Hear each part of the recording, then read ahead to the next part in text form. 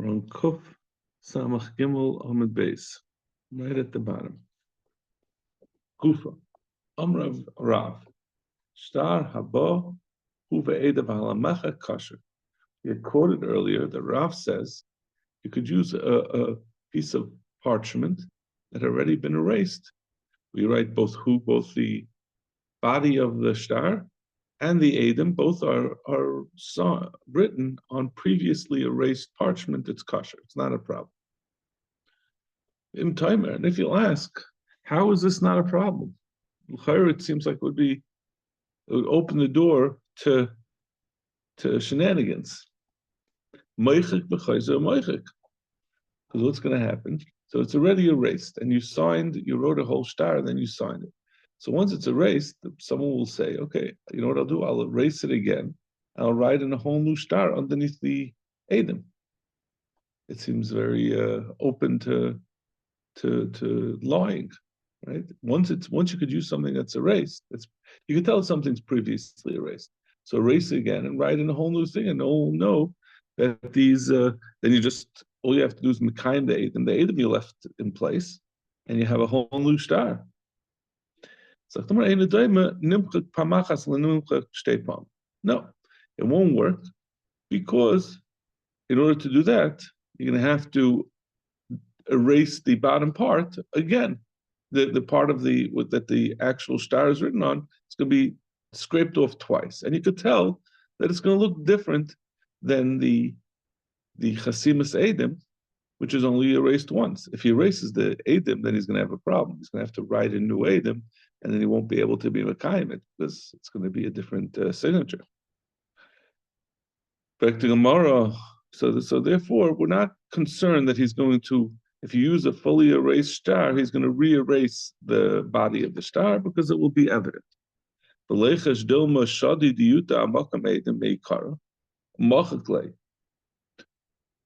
say, it's the way he can get around this. When he writes the original shtar, so we're saying he's using a piece of erased shtar. We said you're allowed to use a piece of parchment that had been erased. So what he'll do is he'll use a erased shtar, then he'll write something on the place where the Edom are going to sign and erase it. So it's already double erased. And then the Edom will sign on that. And then when he goes, then when they write the body of the shtar and the Edom sign, so then it will be the body of the shtar will be erased once, and the Edom will have also been will already have been erased twice, right? Because he took it after it was erased and he wrote on it again and re-erased it. Then when he erases this for the second time, the body of the shtar, and rewrites it, everything will match, because he'll have made the Edom sign on something that was already erased twice. And that way he's arranged the matters that both the body of the shtar and the signature of the Edom are going to match, because they were both erased twice. And he still has the valid signatures of the Edom.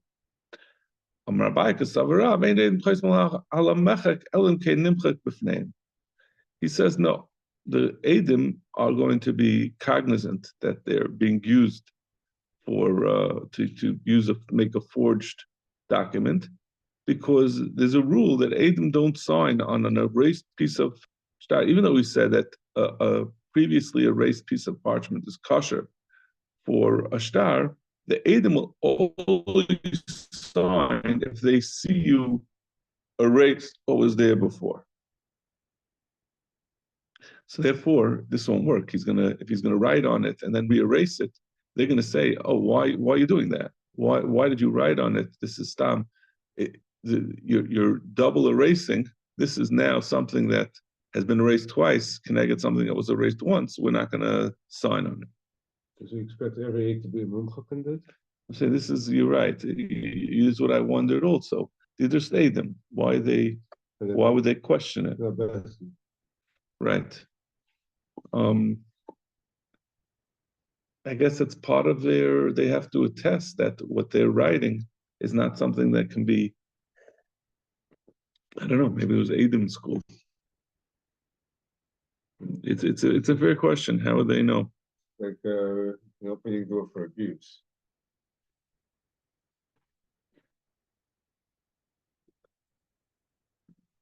let's see what the Rashbam says. Elkim Nichav with name Bim Yiru Makam Chasimas and Mishuna b'Mechika Mina Elyon Lo Yachtum. They're going to be wary. It's not so much that they're going to know exactly what he's up to, but they're going to say this is shady. Why are you having us sign something that looks a different shade than the rest of the parchment? If the whole thing is machuk and it's all even, they'll say, okay, so you're being cheap. You don't want to throw out the good parchment. But why is it like this? Why is this part double and that part?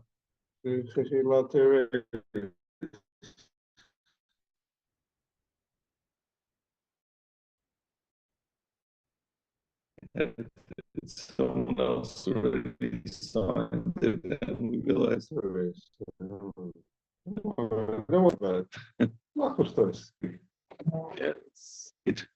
they weren't paid, so they just say they weren't paid to be Adam. So they just said, you know what, why did they get it for me? Why should I go along with your nonsense? We're going to see later on, the Gemara is going to say like a whole bunch of rules about how it must have been arranged in order, because when it's kasha, so we say it has to be this and it has to be that. We say Choshesh Bezdin time. They would preferred not to get involved in this because the Bezdin would mess up. It was so complicated, the requirements of what they had to look out for. So certainly the Adam. That's why I'm very sympathetic to your question. Yeah. Meisvei.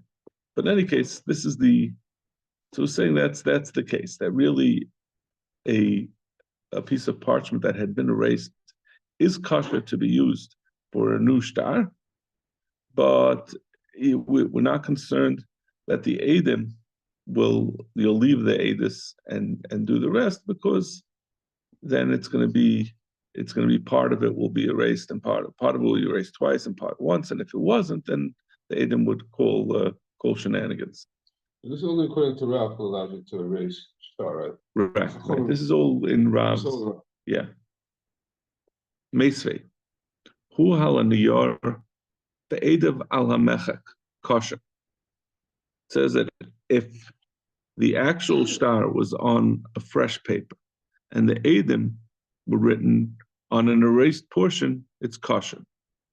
Right? Because you can't forge the signature. We don't suspect of forging the witness, the Adam's signatures, because he's going to have to be Mekayim. He's going to have to get someone to confirm that this is their signatures, and he doesn't know how. We don't assume that he knows how to copy someone's signature. So even if it's al hamechek, we don't think that he erased the Adam and put new Adam on. That he wrote the Adam himself. Because of my deboy, maybe why are we chayshish? That now, okay, so now what do you have? You have the Adam signed on the erased part, and the other part is new.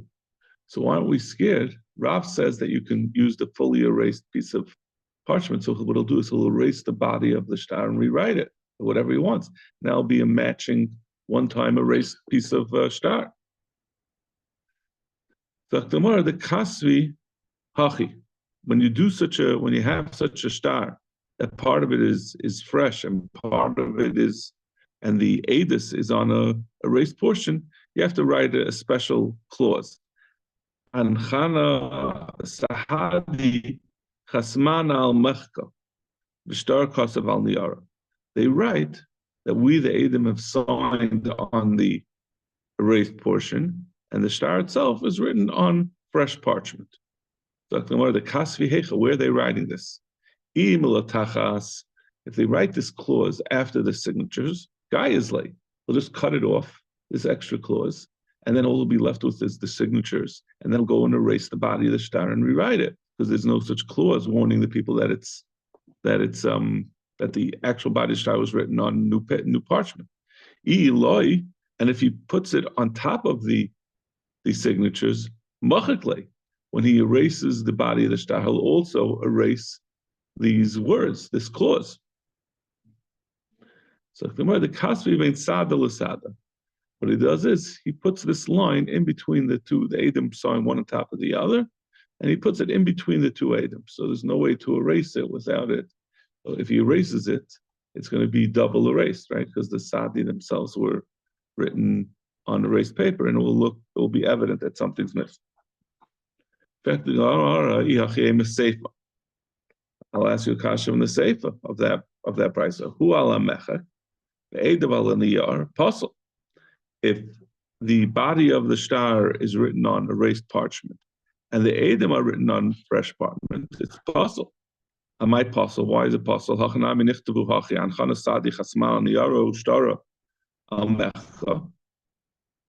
couldn't they write that? Well, what's the problem? We're saying that if the body is written on mechek, on erased, and the edim on niyar, why don't we have them write that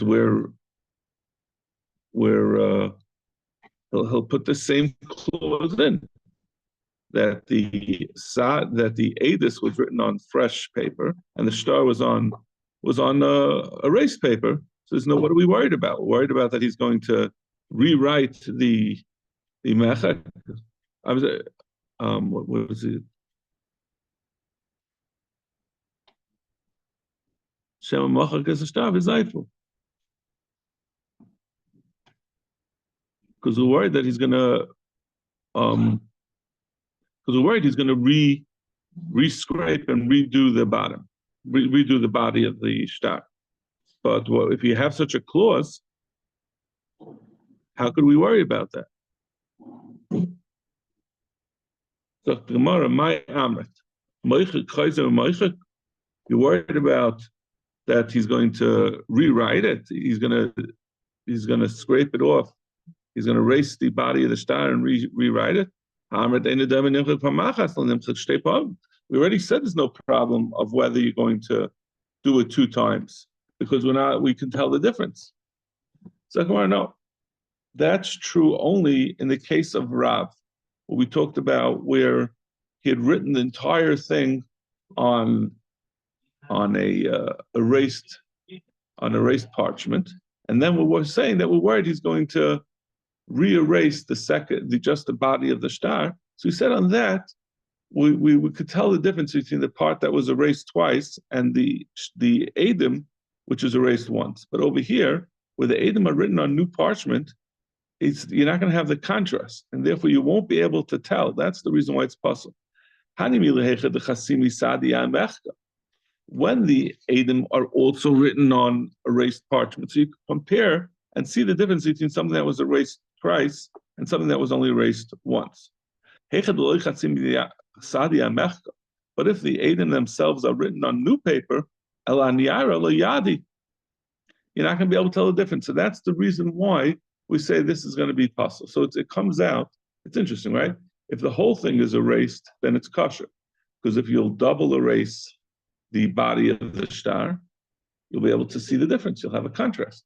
But if you just erase the body of the star, but the edim themselves were written on new parchment, even though we're not choishes that so the edis is certainly good, but we're concerned that you'll erase the body of the star, and you'll write it in a whole new thing, and someone will tell you, but it's erased, and he'll say, what do you mean? I wrote it on erased parchment.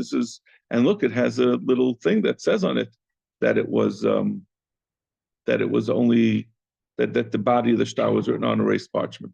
So Gemara says no, because he's not going to be able to tell that it was done twice. You can't tell that something was erased and re-erased unless it's next to something which was only erased once. It's a subtle difference in the shade, so you have to have the signature that was erased once to compare it to. But there's an easy way to rectify that problem. Since why do you have to compare it to the actual signature on that same piece of paper? Take another piece of parchment, write something on it, and erase it. Then you know it's only erased once, and hold it next to the part that was erased, and see if it matches or if it was erased twice. So why are we saying it's possible? There's no eitzah. So You can't compare a different parchment. Every parchment has a different color, so it only works on the same exact parchment. So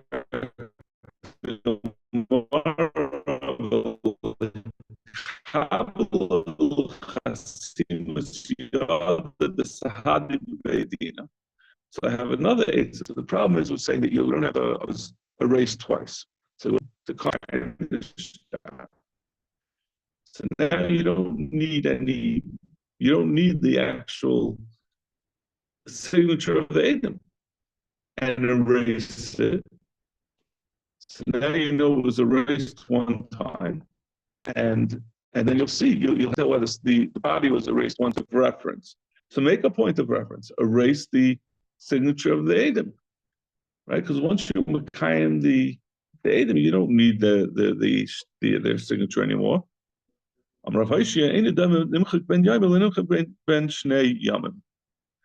can't tell the difference between something that was erased one day and something that was erased more than one day. So even if you're going to erase it, it's still not going to look at it. It's at the parchment ages, you can't tell the difference.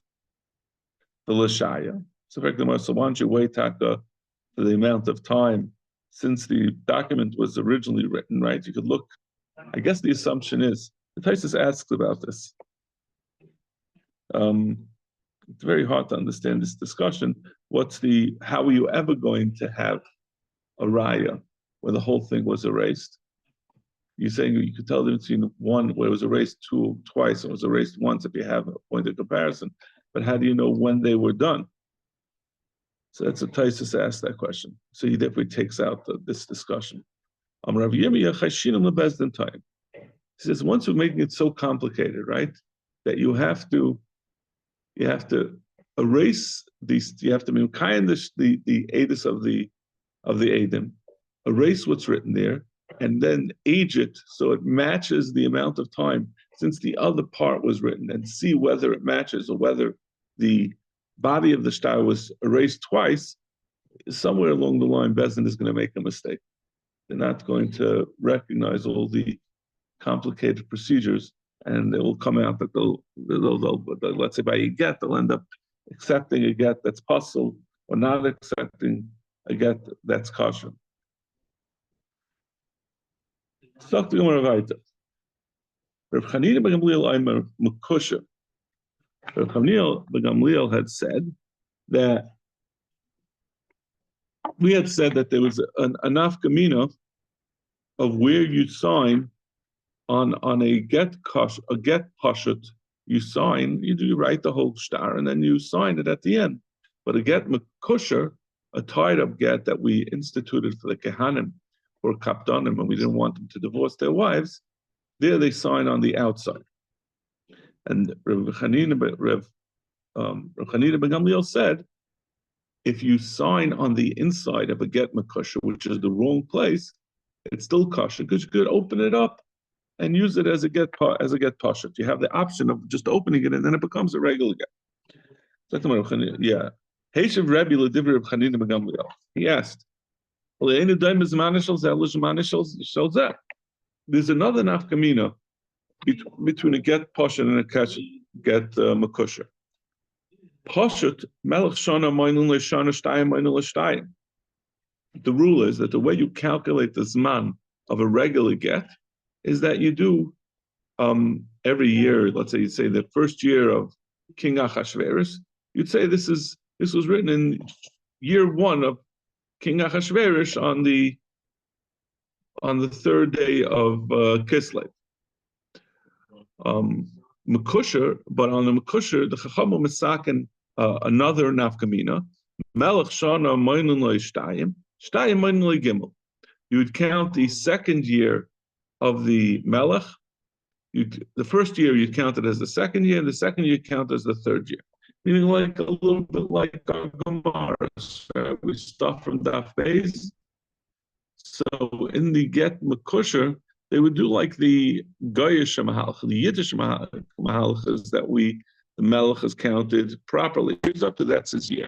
But the Goyim, should never be considered to be like a new king. So right away, from the first year, they start saying in the second year. He's never a new king. Yeah. Yeah. It's like in Chaim Berlin now. They have two Rosh Hashivas that are like about 40 years old. So they're getting much more cover than any Rosh Hashiva ever got before. Like they one took Rabbaron Shechter sheet and the other one took Rabbi and David seat, and people have to wear their jackets. If you're not so if it's you have to enforce.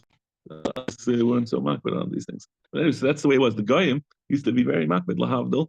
They would be makbid on the cover of the malachim. They never had a first year. They went straight to the second or third year. So the geyser on these get makushas, which were instituted in order that kehanim should not be so quick to divorce their wives, so they were geyser that kehanim had to use a get makusha. They would also make this extra rule that they'd have to figure out how to write it in this convoluted way, the way that the Goyish Malachim, the Goyish kings would calculate their reigns. So how could you open? The question is, how could you open up this get makusher and make it into a get pashut? But they have different calculations. If it says in the third year of the king, if it's a get pashut, that means it happened 2 years ago, and if it's a get pashut, it's 3 years ago. I don't know.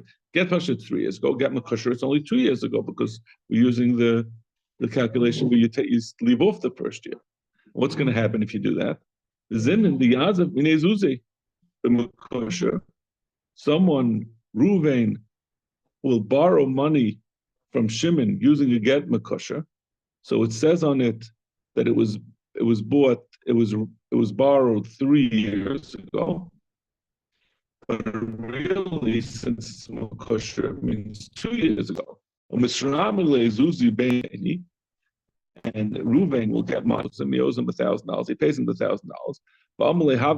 And then Shimon will say, "Listen." Ruvain will say to Shimon, "Give me my star, because if I pay you up, I don't want you to continue to have the star to get the money from me." He'll say, "I lost it." Shimon will say, "I don't have the star anymore." Because of Leitabra, instead he'll write him a receipt. Shimon will write a receipt to Reuven saying that he paid him up on the debt that he had made to him 2 years ago. He'll say, "I wrote it 2 years. I lent you money 2 years ago, and here's a receipt for it." When the time comes, he paid it up early. Then the time comes, the end of the period of the loan, Mashvele Poshet, and Shimon's going to show up. He's going to somehow find this lost star that was never really lost, and he'll make it into a star poshet, which has a 3-year. It says it wasn't lent in 2023; it was lent in 2022, because it has the zman is calculated differently. But Amalei, what was this aleph? And he'll say, I lent you this money 3 years ago. And the receipt says that this is a payment of a debt that was incurred in 2023. And I borrowed the money in 2022. So this could cause a problem if you could take a get makusher. And I mean, if you think about it, it's obviously problematic if you have a star that you can change the date in which it was incurred. So tomorrow Kasover and Kaisun Shiver. No, we're going to Manda Amar that if Shimon says, "I don't have the star, so therefore I want you to write a receipt," Reuben can say, "I'm not interested in writing a receipt. I want you to rewrite the whole star and give me a copy of the star and sign it. For either find the star or give me a copy of the star exactly the way it was." So tomorrow, Umi Baki Rabbi b'Makosher. This whole Masuman was talking about Rebbe. Did Rebbe really know the intricacies of how to use a get makusha, which we had really in an earlier Gemara, which the Gemara is going to bring up later? Vahu makusha, the asal kamei the Rebbe. There was a shtar makusha that came to Rebbe. V'amar Rebbe shtar ma'ochazeh. He said, "This star is It says that it was written 3 years ago, but you're showing me the Shtar Makusher, and it says that it was written in, let's say he was doing it right now. He came to Rabbi with a Shtar Makusher. He says, I'm borrowing money. I want you, is this a good Shtar? He says, what are you showing me the Shtar? The Shtar says that it's being, the loan is being made a year ago, not today. But Amalei, Zainin l'Rebbe, Kachman Haga Shaluma Shal Melech Shana Main Shtayim Main Shalosh. He said that no, in Get Makusha we do this minute. We use the Gayish, the secular kings, which they skip a year, so therefore it comes out that it's written a year earlier. But so you see that Rebbe was not familiar with how you would write a Get Makusha. So come on, no, Basra Desham Zainin Sava. Once he heard from Zainin, then after that he knew this rule. Hahushtar to have a kasav be b'shana pliny archan. B'shnas pliny archan. It was written in this year of archan. In this person, let's say King George archan. Amrchanina yivdak emasei amad archan ba'arkan nusei. You look at what was the first year that he became the monarch. The word archan comes from the king from the word monarch. Arch means regal. So that's his first year of rule. That's how if it bishnas pliny archan means his first year of rule. So Gemara v'dilma arach malchusei. How do you know it means that? Maybe it means that in the years of his long reign. How do you know it means the first year? The first year they call him archan. Shnir karelai digun. In Greek, the two is the die. The saktamar v'dilma avuri avru v'hader akmu. So when it says, how do you know that it means the first year of his rule? Maybe he became the king, and then he was deposed, and then he came back. So I don't know. I can't think of any examples of that. The power. What? Was the power like removed? Power? Power. I don't remember. I don't. Yeah. It was Yaakov Melech Chadash, meaning that he was like a new king. Maybe that. In any case, maybe that's the case over here. How do you know that it's that the first time he was put into office? Maybe it was the second time, and that's they're counting for the second time. They wouldn't call it Archan, which means the first year of his reign. They would call it the first year of his second reign, if it was talking about the second time he came back. They would have a special word for that. Tanarabban, Hareini Nazir. Now we're just going to talk about these Greek words for indicating numbers or how many times. Someone says, I'm accepting upon myself Nazirus. Sumchas Aimer Hina Achas. If he said I'm making a Nazir Hina, Hina is the Greek word for one. So that means he's accepting on himself the general term of a Nazirus is 30 days. So he's accepting upon himself one Nazirus. Digun, if he says Nazir Digun, then it's time he's accepting two terms. Tragun, which is similar to our tri or triangle. So Tragun, Gimel. Tetragon, Arba. Tetragon, tetra is 4. Pentagon, Chamish. If he says Nazir Pentagon, then it's 5 terms of Nazir. So it would be 180 days. Tanar Abonan. Bayis Ugl, a round house, or Digun, with 2 sides, meaning that it's rounded off. It's rounded off, and then it has a straight line, so that's 2 corners. Trigon, or a triangular building. Pentagon, or a 5-cornered building, like our Pentagon. There's no din of Tumas Nagayim. I never knew this, right? The din of a Tumas Nagayim only applies Tetragon Matama Benagayim. Only a 4-sided house, a regular house that has 4 sides. So I wonder, we very rarely do you see a 4-cornered house, right? It has to be exactly 4 corners. If you have an entranceway, it's always more than 4 corners. It's never, very rarely is it absolutely 4. So the rule of Tumas Nagayim is limited to a 4-cornered house. So come on, immediately.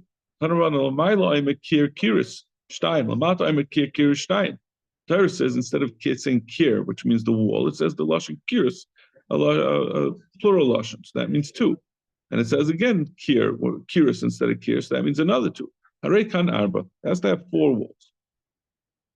Hahuma kusher, the asal kamei the Rabbi. It was a tied up star that came to Rabbi. Va'am Rabbi, ein zman b'zeh. This is the Gemara we had earlier. Rabbi said, how can we trust this this get? It doesn't have a zman written on it. Amalei Rav Shimon bar Rabbi the Rabbi. Shema ben kasher of muvla. Maybe the signature, the zman, is inside. If you'll open up the tied up portion, that's where the zman is written, which it certainly was. Palya v'chaza. So they opened it up and they saw that the zman was written in it. Hazar chadabe Rebbe bibishus. Rebbe was annoyed at Rav Shimon bar Rebbe. Gemara explained, the Rashbam explained chazabe bibishus, right underneath like the picture, 5 lines to the bottom. Chadav shu katzvai. He thought that he wrote this get makusher. Rebbe in general did not like the whole idea of making a get makusher. He was angry at, he thought that he was the one who wrote it.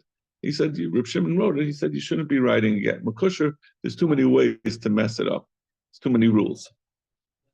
That's one shot. Were you supposed to write were you supposed to write it?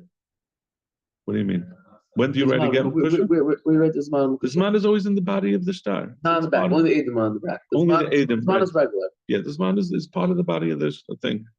We had the Gemara before. Right. We also talked about this. That's man is where. So, but anyway, he was just objecting to the whole concept. Or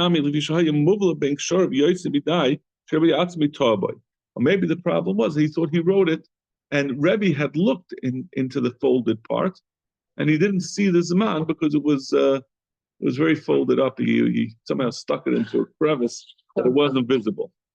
I don't know exactly how the mysterious of how that was. But in any case, Rebbe was annoyed with him. He said, so he got out of the frying pan and right into the fire. He said, I didn't write it. Rabbi Yehuda Chaita Kasve. My friend Rabbi Yehuda Chaita wrote it. He said, why you not only did you mess up, now you're saying Lashon Hara also. Zimnan Havi Yosef Kamei v'Kaposik Sidra b'Sefer Tehillim. The times when he was writing, Shimon Rebbe was writing the Sefer Tehillim. Amar Rebbe Kama Miyushik Ksav Zeh. They were reading in the Sefer Tehillim, and Rebbe said, "This is such beautifully written Ksav." Amle Lava no Kasavte. He said, "I didn't write it. Yehuda Chaita Kasve. My friend Yehuda Chaita wrote it." Amle Klach Lashon Hara. He said, "Why are you saying Lashon Hara?" So Bishlam Ahasam Lashon Hara. The first case where he said that he didn't write it because Rebbe was against the idea of writing a get makusher. What's wrong with saying that his friend wrote a beautiful Tehillim? Amle Hachamai Lashon Hara Eka. Mishum Derav Dimi. It's because Rav Shini. Tanur of Dimi. Achva Derav Safra. La'olam Al Yisapra Adam Tevash Shachaverish Tevasei. When you say something good about someone, excessive praise of someone, you're going to get the person to say it's not really so good. Amr of Amram, Amr Rav, Shalosh Averis Ein Adam Nitzel Behen B'chol Yoyim. There are 3 Averis that a person is not saved from in every day. You always nichshan them. Here Avera, being mahar, thinking about Averis. Ian Tefillah, the Lashon Hara. It's interesting to look at what Ian Tefillah is according to the Rashbam. Very surprised. The bottom line: Yesh mefarshin shela'acha shehispal dom belibish yasam akashvok l'tzkari yasak v'oshu tzrachav. The thing that everyone is nichshel in is that after they daven, they assume that Rebbe Shalom is going to do whatever they asked for. Yesh matfilah so lishespal b'kavana. They think since he was in spal b'kavana, we all think Ian Tefillah is that you're not mechaven. Right, but the Rashbam is saying exactly the opposite. A person after he davens kavana, everyone is nichshel that after they daven kavana they expect to get what they asked for. Halavai, we say halavai that it should be. We should get to that level of a chait. So Gemara Lashon Hara is not kedai. Does everyone say Lashon Hara? El avak Lashon Hara. It's referring to avak Lashon Hara. Meaning that he says something damns with faint praise. He says something that is, not direct. Most people get involved in gezel. They give people bad advice and they fool people. They're not entirely honest. And there's a few, not so many people are even arayis. Everyone is lashon hara. Lashon hara is like a daidach. Ella avak lashon hara. Again, everyone very hard to avoid it. Shkayach.